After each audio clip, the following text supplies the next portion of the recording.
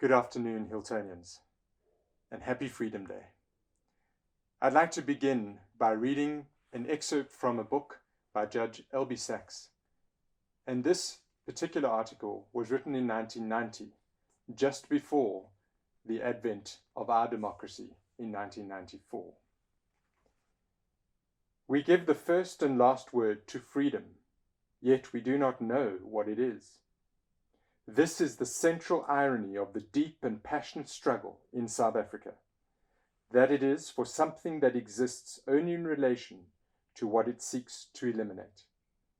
We know what oppression is. We experience it, define it, we know its elements, take steps against it. All we can say about freedom is that it is the absence of oppression.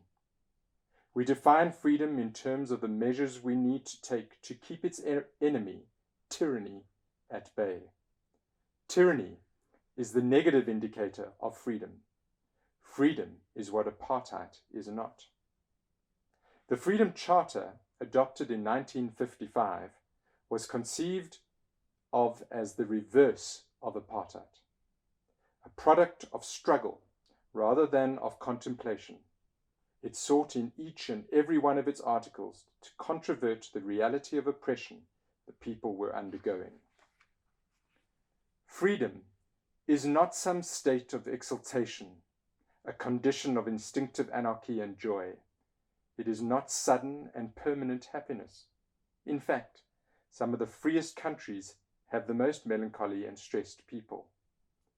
Freedom is indivisible and universal, but it also has its specific moments and particular modes.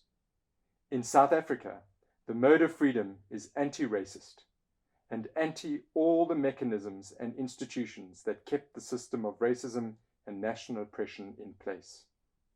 Yet the Constitution is for all South Africans. So today, take a moment to think about your freedom.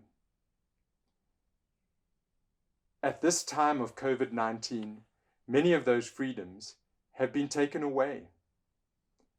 You are not in a position to travel wherever you'd like to go.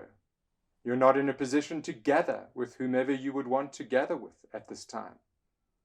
Some basic freedoms that we all took for granted have been taken away for good reason. As you think about that, think about the struggles that many South Africans went through without having any of the freedoms that you and I take for granted. And it's with that in mind that we need to realize this momentous day in the history of our country. And furthermore, as you grow up to be the citizens who will carry and hold this country and other countries possibly in your hands and in your thoughts and in your decisions going forward, remember this time. Remember the challenges that not having freedom create. And think about how you can always ensure that freedom for every human being is an ideal to which we should all aspire and all work towards. Enjoy this day as you think and possibly as you discuss it at dinner this evening with your families. We've kept to working today, and we will work again on the 1st of May as we ordinarily do at Hilton, as being part of the rhythm that makes this place a boarding school. So please enjoy your lessons, enjoy the fact that you are part and parcel of this great institution, despite being far from it at this time. But we have decided that on Wednesday, as it had been planned to be a heartbeat day, that is a day of no lessons for you. We hope that you will use Wednesday to catch up on work that may have been set for you. especially grade 11s and 12s. Grade 11s, it gives you a breather, an opportunity to work on your extended essay. But for everyone else, it's just a breather to catch up. The online distance learning is intense. We know that.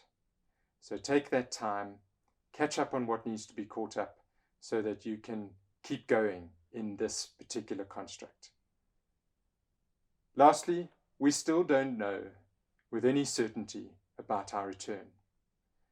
We hope there will be a directive from government during the course of this week. Once we have that directive, we will then be able to communicate what our position is and what plans we have in place for your return. The school is dead without you. We want you back. And we know many of you wish to be back. We will do that as soon as we are able. Have a great day.